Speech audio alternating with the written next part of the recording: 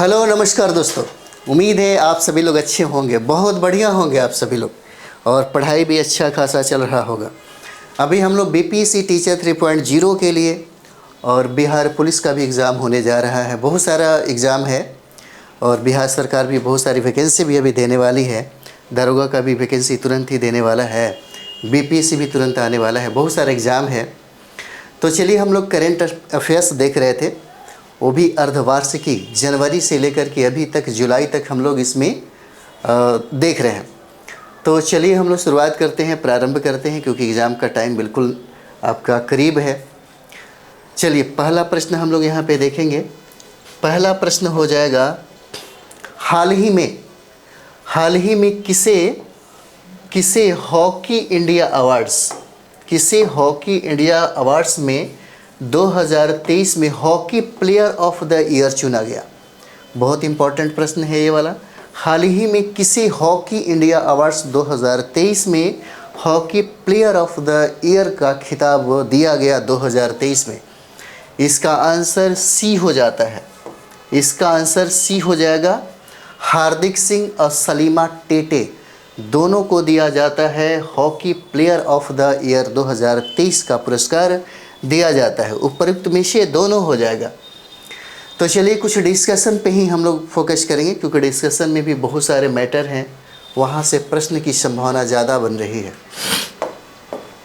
पूछा जा सकता है आपसे, इरास्मस पुरस्कार 2024 किसको दिया गया? इरास्मस पुरस्कार 2024 जो है किसको दिया गया? तो ये देखिए, अमिताभ घोष को सम्मानित किया गया है। और यह जो इरास्मस पुरस्कार है यह नीदरलैंड के द्वारा दिया गया है इनको, यानी कि नीदरलैंड के इरास्मस पुरस्कार 2024 से अमिताभ घोष को सम्मानित किया गया। यह बार बार आ रहा है, बहुत ही इम्पोर्टेंट आपके लिए प्रश्न हो जाएगा। नीदरलैंड की इरास्मस पुरस्कार 2024 पूछा जा सकता है कि इरास्मस पुरस्कार 2024 से किसे सम्मानित किया गया? तो अमिताभ घोष को सम्मानित किया जाता है। और यह सम्मान कौन सा कंट्री ने दिया? तो नीदरलैंड ने दिया है। यह जो सम्मान है नीदरलैंड ने दिया। मिस वर्ल्ड ह्यूमैनिटेरियन अवार्ड से किसे सम्मानित किया गया? ह्यूमैनिटेरियन अवार्ड है, तो ये नीता अंबानी को सम्मानित किया गया है। नीता अंबानी हो जाती है। उसके बाद बहुत ही इम्पोर्टेंट सवाल है 2024 का प्रित्जकर अवार्ड, जिसको हम लोग आर्किटेक्चर नोबेल भी कहते हैं, यह जापान के रिकेन यामामोटो को दिया गया। यह 2024 में सम्मान मिलता है उनको। रिकेन यामामोटो को यह सम्मान दिया गया। और रिकेन यामामोटो जो है यह जापान के रहने वाले हैं। जापान ने अभी तक यह पुरस्कार 9 बार जीता है। और ये पुरस्कार हो जाता है 2024 का प्रित्जकर पुरस्कार, जिसको हम लोग आर्किटेक्चर नोबेल भी कहते हैं। भारत को पूछा जा सकता है कि खसरा और रूबेला चैंपियन पुरस्कार से किस देश को सम्मानित किया गया है? आपसे पूछा जा सकता है कि खसरा और रूबेला चैंपियन पुरस्कार 2024 से किसे सम्मानित किया गया? तो ये कंट्री भारत हो जाएगा, इसलिए बहुत ही इम्पोर्टेंट हो जाता है। मिस वर्ल्ड 2023 का खिताब किसने जीता? मिस वर्ल्ड 2023 का खिताब क्रिस्टीना पिज़कोवा ने जीता है। क्रिस्टीना पिज़कोवा ने जीता है। इंपॉर्टेंट है आपके लिए, मिस वर्ल्ड 2023 का खिताब है। चलिए अगला प्रश्न हम लोग देखेंगे यहाँ पे। अगला प्रश्न हो जाएगा, WHO ने कोरोना वायरस की निगरानी के लिए WHO ने कोरोना वायरस की निगरानी के लिए कौन सा वैश्विक लैब नेटवर्क लॉन्च किया है? कौन सा वैश्विक लैब नेटवर्क को लॉन्च किया है WHO ने? WHO ने कोरोना वायरस की निगरानी के लिए कौन सा वैश्विक लैब नेटवर्क लॉन्च किया है? तो इसका आंसर हो जाएगा बी, कोविनेट हो जाएगा। आंसर बी है। कोविनेट जो है यह वैश्विक लैब नेटवर्क है, जिसको WHO ने लॉन्च किया, और अभी कोरोना वायरस की निगरानी के लिए इस लैब को लॉन्च किया गया है। यहाँ पे देखते हैं हम लोग, विश्व स्वास्थ्य संगठन WHO ने कोविनेट कोरोना वायरस नेटवर्क की शुरुआत की है। जो एक वैश्विक पहल है। क्या है यह? एक वैश्विक पहल है जिसका उद्देश्य दुनिया भर में कोरोना वायरस की पहचान करना, उसका निगरानी करना और उसका मूल्यांकन को बढ़ाना होता है। इसीलिए WHO ने कोविनेट नामक एक वैश्विक लैब का निर्माण किया। कोविनेट सार्स कोविड-2 और मर्स कोविड जो है वह सार्वजनिक स्वास्थ्य चिंता के संभावित उपभेदों सहित कोरोना वायरस के व्यापक स्पेक्ट्रम को शामिल करने के लिए मौजूदा WHO कोविड-19 संदर्भ प्रयोगशाला नेटवर्क का विस्तार करता है। इसी के लिए कोविड-19 को है, इसी के संदर्भ में कहें तो मूल्यांकन करने के लिए ही इसका विस्तार किया जाता है। अगला प्रश्न हम लोग यहाँ पे देखते हैं। अगला प्रश्न भी बहुत इम्पोर्टेंट है। हाल ही में कहाँ पर पूछा जा रहा, हाल ही में कहाँ पर RBI Exit19 समारोह का आयोजन हुआ है? हाल ही में पूछा जा रहा है कि कहाँ पर RBI Exit19 समारोह का आयोजन किया गया। इसका आंसर हो जाएगा मुंबई में किया गया है। इसका आंसर ए हो जाता है, मुंबई हो जाएगा इसका आंसर। मुंबई में इसका आयोजन किया गया। देखते हैं हम लोग मुंबई में आयोजन किया गया। तो देश की केंद्रीय बैंकिंग जो सेंट्रल बैंक है, देश की केंद्रीय बैंकिंग संस्था भारतीय रिजर्व बैंक 1 अप्रैल 2024 को अपने 90वें वर्ष में प्रवेश किया। RBI बैंक ने 1 अप्रैल 2024 को अपने 90वें वर्ष में प्रवेश किया और इस महत्वपूर्ण अवसर को चिन्हित करने के लिए प्रधानमंत्री नरेंद्र मोदी ने मुंबई के national centre for the performing arts में आयोजित कार्यक्रम में भाग लेकर इसे संबोधित किया। पूछा जा सकता है कहाँ पे? तो मुंबई के national centre for the performing arts में इसका संबोधन किया गया था। अगला प्रश्न हम लोग देखते हैं 4 नंबर। 4 प्रश्न कहता है हाल ही में हुए मायामी ओपन टेनिस में महिला एकल खिताब किसने जीता? इम्पोर्टेंट है आपके लिए। हाल ही में मायामी ओपन टेनिस में महिला एकल का जो खिताब है किसने जीता?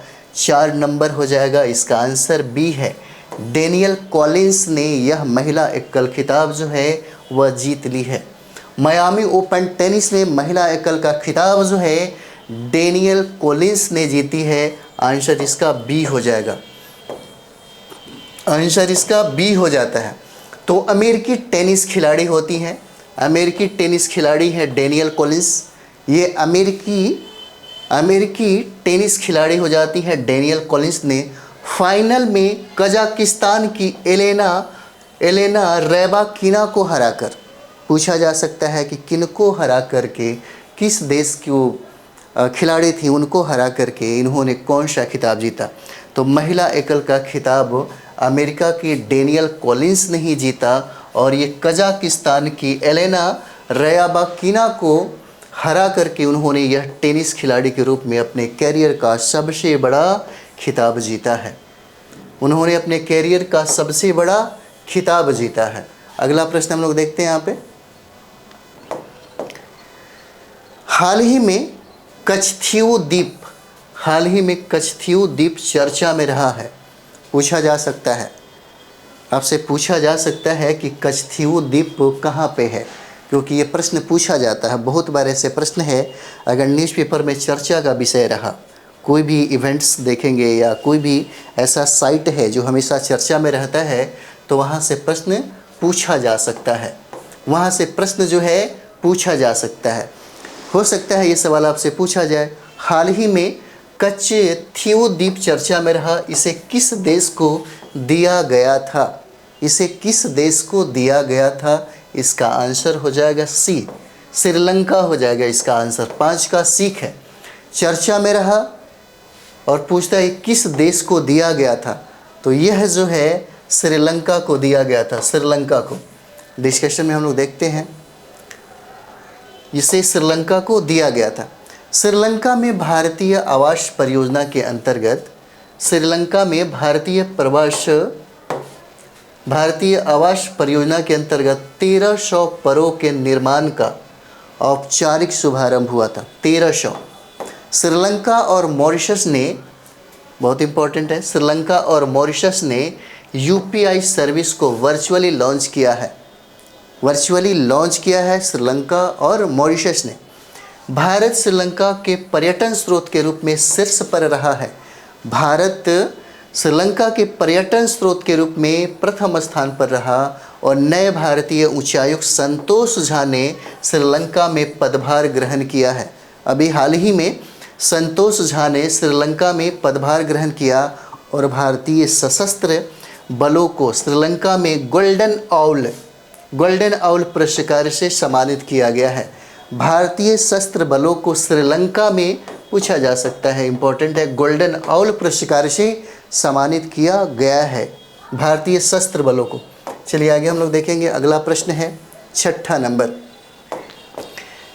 नंबर प्रश्न है, हाल ही में कार्गो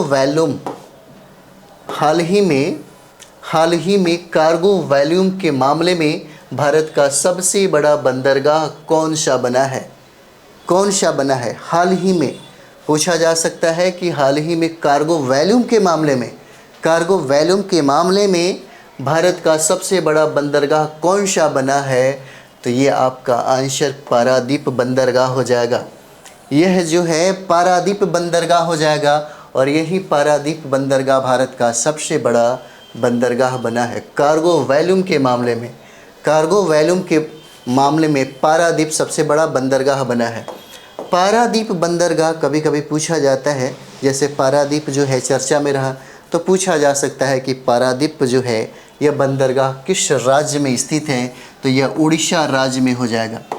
यह जो है उड़ीसा राज्य में स्थित है पारादीप जो है उड़ीसा राज्य में है। जगत सिंहपुर ज़िले में बंगाल की खाड़ी पर स्थित एक प्राकृतिक बंदरगाह हो जाता है। पारादीप जो है भारत के उड़ीसा राज्य में स्थित है। ज़िले में देखेंगे तो जगत सिंहपुर ज़िले में हो जाएगा और बंगाल की खाड़ी पर स्थित एक प्राकृतिक, यह पारादीप बंदरगाह एक प्राकृतिक बंदरगाह है और यह महानदी के बंगाल की खाड़ी में बह जाने के स्थान पर है और यह एक गहरे पानी की बंदरगाह है। जिस कारण यहाँ बड़े समुद्री जहाज आ और जा सकते हैं। यह भारत की प्रमुख बंदरगाहों में से एक हो जाता है, पूछा जा सकता है कि किस टाइप का बंदरगाह है, तो यह एक प्राकृतिक बंदरगाह हो जाता है। पारादीप बंदरगाह उड़ीसा में है और उड़ीसा के जगत सिंहपुर ज़िले में यह स्थित हो जाएगा। अगला प्रश्न हम लोग देखते हैं। अगला प्रश्न है, किस देश ने केवल भारतीय पर्यटकों के लिए ई वीज़ा की शुरुआत की है? पूछा जा रहा है किस देश ने केवल भारतीय पर्यटकों के लिए ई वीज़ा की शुरुआत की है? इसका आंसर हो जाएगा जापान के द्वारा ही शुरू किया गया है। इसका आंसर सी हो जाएगा। जापान के द्वारा इसको प्रारंभ किया जाता है, इसको शुरुआत किया गया जापान के द्वारा। जापान के बारे में हम लोग देखेंगे। जापान में 1000 वर्ष पुराना सोसोई महोत्सव समान हुआ है। सोसोई महोत्सव पूछा जा सकता है किस देश में सोसोई महोत्सव का आयोजन किया गया? तो जापान हो जाएगा और यह 1000 वर्ष पुराना समारोह हो जाएगा। जापान दुनिया का पहला लकड़ी का उपग्रह लॉन्च करेगा।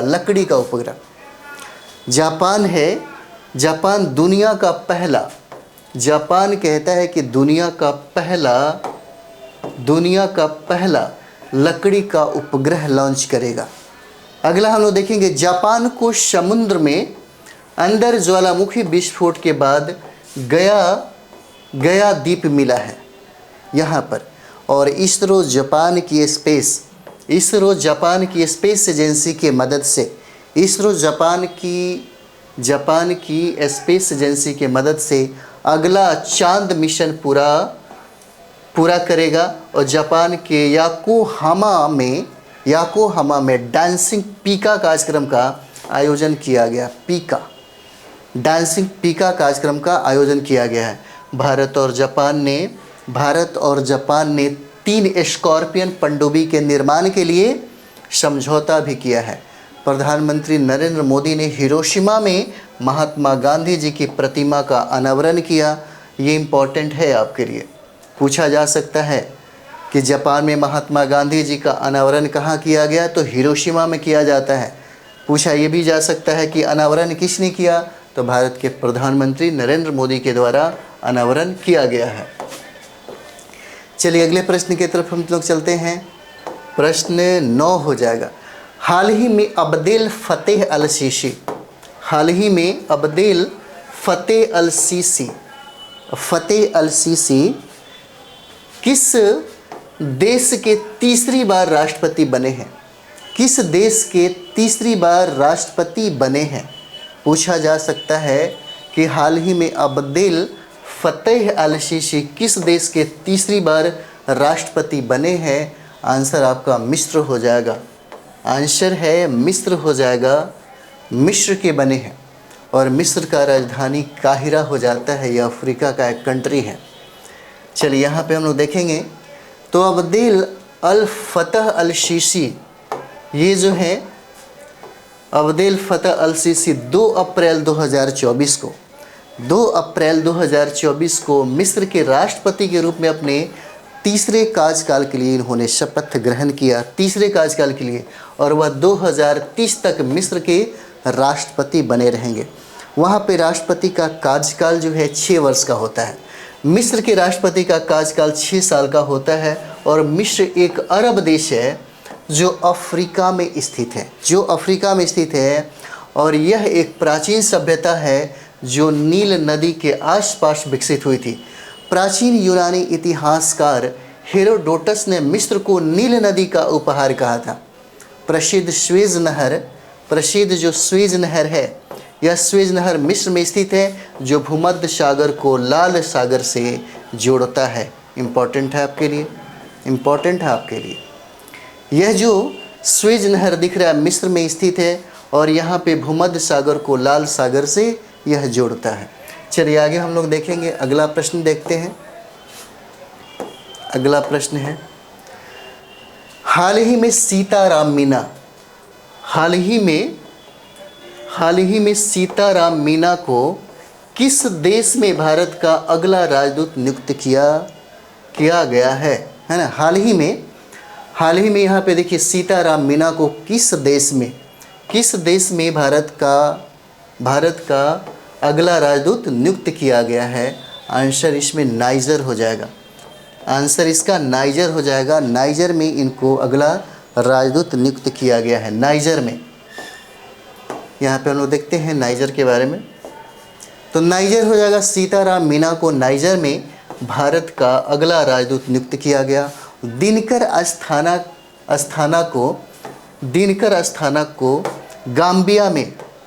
अस्थाना को गाम्बिया में भारतीय उच्चायुक्त नियुक्त किया गया है। और अभय ठाकुर को म्यांमार में भारत के राजदूत नियुक्त किया गया। और विनय कुमार को रूस में भारत के अगले राजदूत के रूप में नियुक्त किया गया है। चलिए अगला प्रश्न हम लोग देखते हैं। 10 नंबर सवाल है। कहते हैं यहाँ पे कि एटीपी रैंकिंग के इतिहास में दुनिया के सबसे उम्रदराज नंबर 1 खिलाड़ी कौन बने हैं। पूछा जा सकता है कि एटीपी रैंकिंग के इतिहास में दुनिया का सबसे ज़्यादा उम्र वाला या उम्रदराज वाला नंबर 1 खिलाड़ी कौन हो गया है। नंबर 1 खिलाड़ी कौन हो गया, इसका आंसर सी हो जाएगा, नोवाक जोकोविच।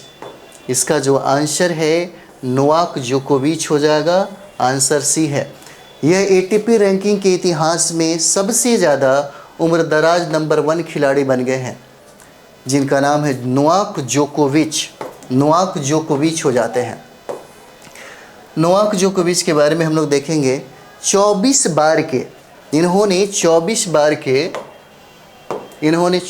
बार के ग्रैंड स्लैम चैंपियन सर्बिया के रहने वाले हैं। नोवाक जोकोविच का एटीपी टूर पर रिकॉर्ड तोड़ना जारी है।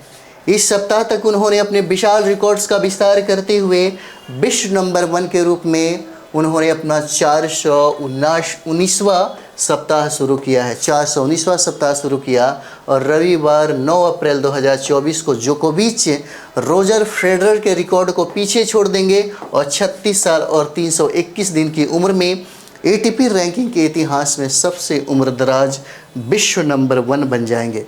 विश्व नंबर 1 बन जाएंगे नोवाक जोकोविच। चलिए अगला प्रश्न हम लोग देखते हैं यहाँ पे 11 नंबर। रवि कोटा को निम्न में से पूछा जा सकता है, रवि कोटा को निम्न में से किस राज्य के सचिव के रूप में नियुक्त किया गया? किस राज्य के सचिव के रूप में नियुक्त किया गया? तो ये असम हो जाएगा। आंसर इसका सी है। असम के ये सचिव के रूप में नियुक्त किए जाते हैं। चलिए देखा जाए इसमें असम के बारे में कुछ भी। हाल ही में रवि कोटा ने असम के नए मुख्य सचिव के रूप में नियुक्त किया गया और डॉक्टर रवि कोटा असम मेघालय कैडर के 1993 बैच के भारतीय प्रशासनिक सेवा IAS अधिकारी के रूप में मतलब ये बने और उन्होंने पवन कुमार बोर ठाकुर के स्थान पर असम के नए मुख्य सचिव के रूप में कार्यभार उन्होंने संभाला। और इससे पहले डॉक्टर रवि कोटा असम के वित्त और उद्योग व्यापार अनुभाग के साथ साथ सार्वजनिक संस्थान विभाग के अतिरिक्त मुख्य सचिव के रूप में भी इन्होंने कार्य किया है। मुख्य सचिव के रूप में भी उन्होंने कार्य किया। चलिए अगला हम लोग देखेंगे यहाँ पे। अगला प्रश्न है निम्न में से किस दिन अंतर्राष्ट्रीय खदान जागरूकता दिवस मनाया जाता है? 12 नंबर हो जाएगा, बहुत इंपॉर्टेंट है। और ये जागरूकता दिवस जो है 4 अप्रैल को मनाया जाता है। आंसर डी है। अंतर्राष्ट्रीय खदान जागरूकता दिवस 4 अप्रैल को मनाया जाता है। 4 अप्रैल को मनाया जाता है। यहाँ पे हम लोग देखते हैं 4 अप्रैल को हर साल अंतर्राष्ट्रीय खदान जागरूकता दिवस मनाई जाती है। और अंतर्राष्ट्रीय खदान दिवस 2024 की थीम जो है जीवन की रक्षा शांति का निर्माण हो जाता है। इसका थीम है जीवन की रक्षा शांति का निर्माण। और अंतर्राष्ट्रीय खदान जागरूकता दिवस लोगों को बारूदी सुरंगों से होने वाले खतरे से सुरक्षा प्रदान के उद्देश्य से मनाया जाता है। अगला प्रश्न देखते हैं हम लोग। 13 देखते हैं। निम्न में से किस कंपनी को नवीकरणीय ऊर्जा वित्त पोषण श्रेणी में स्कॉच ESG पुरस्कार 2024 से सम्मानित किया गया है? पूछा जा रहा है निम्न में से किस कंपनी को नवीकरणीय ऊर्जा वित्त पोषण श्रेणी में स्कॉच ESG पुरस्कार 2024 से सम्मानित किया गया? तो इसका आंसर हो जाएगा REC लिमिटेड को। आंसर सी है। REC लिमिटेड को यह सम्मान मिलता है 2024 का पुरस्कार। यहाँ पे हम लोग देखते हैं विद्युत मंत्रालय के अधीन एक महारत्न केंद्रीय सार्वजनिक क्षेत्र उद्यम और एक अग्रणी कंपनी जिसका नाम REC लिमिटेड को नवीकरणीय ऊर्जा वित्त पोषण श्रेणी में स्कॉच ESG पुरस्कार 2024 से इसी को सम्मानित किया गया, REC लिमिटेड को।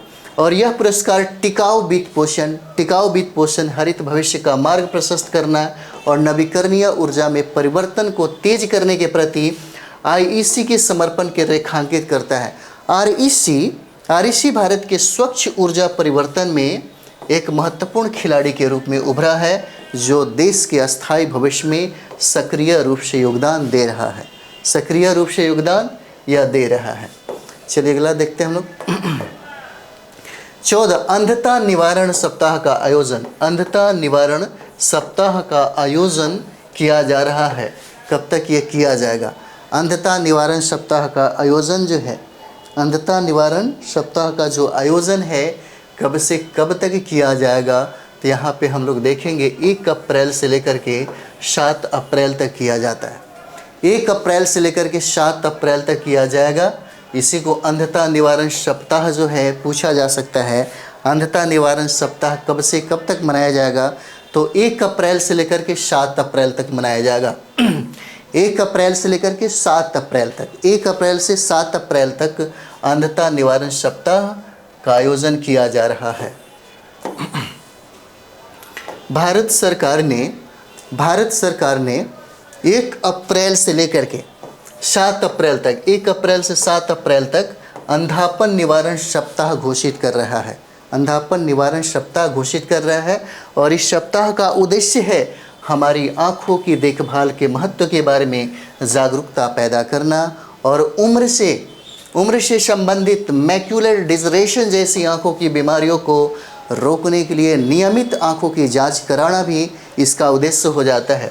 भारत सरकार हर साल 1 अप्रैल से लेकर के 7 अप्रैल तक रोकथाम अंधापन सप्ताह जो है आयोजित करती है, जिसका उद्देश्य अंधापन के कारणों और रोकथाम के बारे में जागरूकता को बढ़ाना है। यह इसका उद्देश्य हो जाता है 1 अप्रैल से लेकर के 7 अप्रैल तक। अगला प्रश्न है कि बारबरा रश का हाल ही में निधन हो गया। बारबरा रश का हाल ही में निधन हो गया। पूछा जा रहा है किस क्षेत्र से संबंधित है ये, किस क्षेत्र से संबंधित है। तो ये बारबरा रश जो है ये सिनेमा जगत से संबंधित है। आंसर ए हो जाएगा। सिनेमा से ये संबंधित हो जाते हैं। इन्हीं का निधन हाल ही में हो गया है।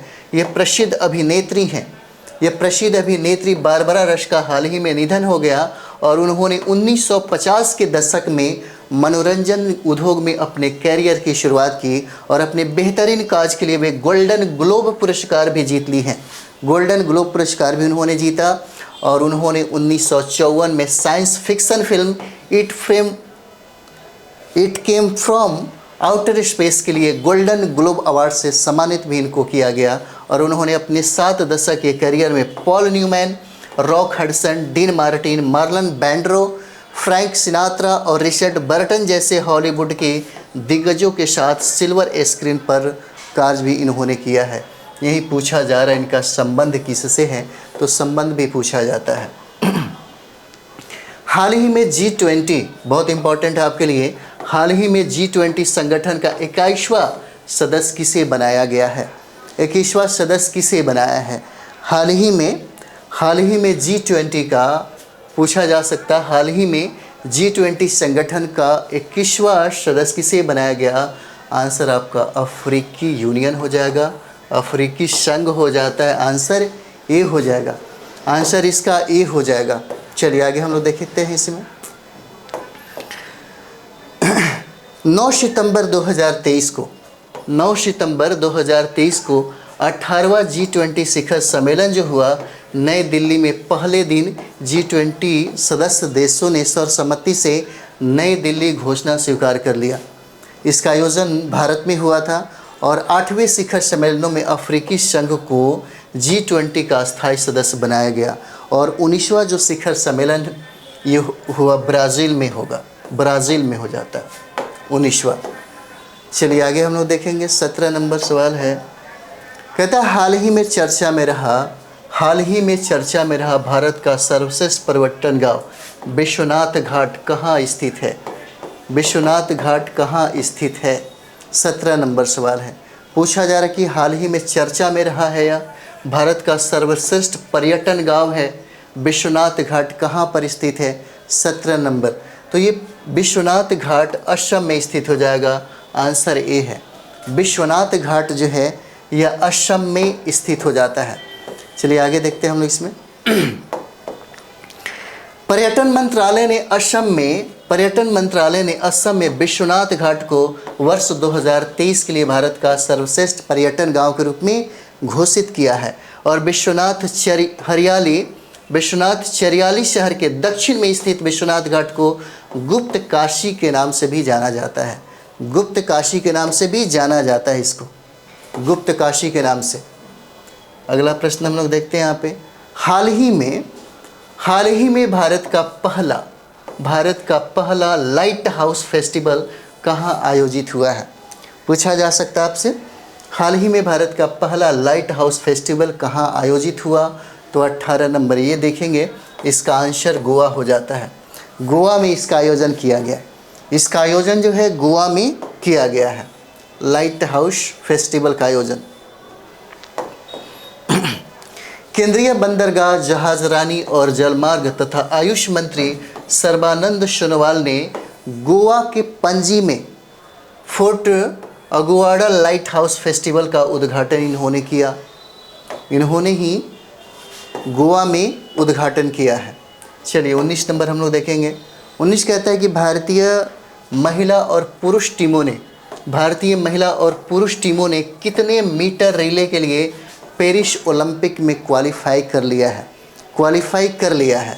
पूछा जा रहा है कि भारतीय महिला और पुरुष टीमों ने कितने मीटर रिले के लिए पेरिस ओलंपिक में क्वालिफाई कर लिया है। 19 नंबर हो जाएगा। तो ये देखिए 4 गुने 40 हो जाता है। इसी में इन्होंने यानी कि 4 गुने 40 मीटर रिले में ही पेरिस ओलंपिक क्वालिफाई इन्होंने किया, भारतीय महिला और भारतीय पुरुष टीमों ने भी। तो भारतीय महिला और पुरुष टीमों में यहाँ पे हम लोग देखेंगे 4 गुने 400 मीटर रिले में पेंटिंग ओलंपिक के लिए क्वालिफाई कर लिया। और बहमासा के नशाओं में विश्व एथलेटिक्स रिले के दूसरे दौर की महिलाओं की हिट में रूपल चौधरी, MR पूर्वम, ज्योतिका श्रीदांडी और शुभा वेंकटेशन की चौकड़ी ने 3 मिनट और 29.35 सेकंड के साथ दूसरा स्थान हासिल किया है, जबकि जमैका के टीम 3 मिनट और 28.54 सेकंड के साथ पहले नंबर पर रही है। ये है पहले नंबर पर रही है जमैका। चलिए इस सेशन का हम लोग अंतिम प्रश्न कर रहे हैं। बिजनेस मैनेजमेंट में हार्वर्ड विश्वविद्यालय का पाठ्यक्रम पेश करने वाला भारत का पहला विश्वविद्यालय कौन हो जाएगा? भारत का पहला विश्वविद्यालय कौन हो जाता है?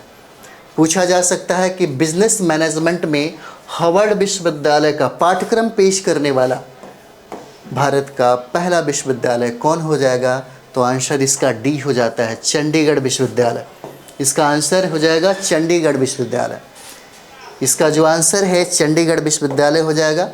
चंडीगढ़ विश्वविद्यालय के बारे में थोड़ा सा यहाँ देखेंगे क्या कह रहा है। चंडीगढ़ विश्वविद्यालय संयुक्त राज्य अमेरिका स्थित प्रतिष्ठित विश्वविद्यालय के साथ एक समझौता ज्ञापन पर हस्ताक्षर इन लोगों ने किया और हार्वर्ड विश्वविद्यालय सहयोगी व्यवसाय प्रबंधन कार्यक्रम शुरू करने वाला पहला भारतीय विश्वविद्यालय बन गया है चंडीगढ़ विश्वविद्यालय। चंडीगढ़ विश्वविद्यालय हो जाता है। तो चलिए हम लोग अगले ही करंट अफेयर्स में मिलते हैं, अगले वीडियो में मिलते हैं। आप अच्छे से तैयारी करें। Thank you very much.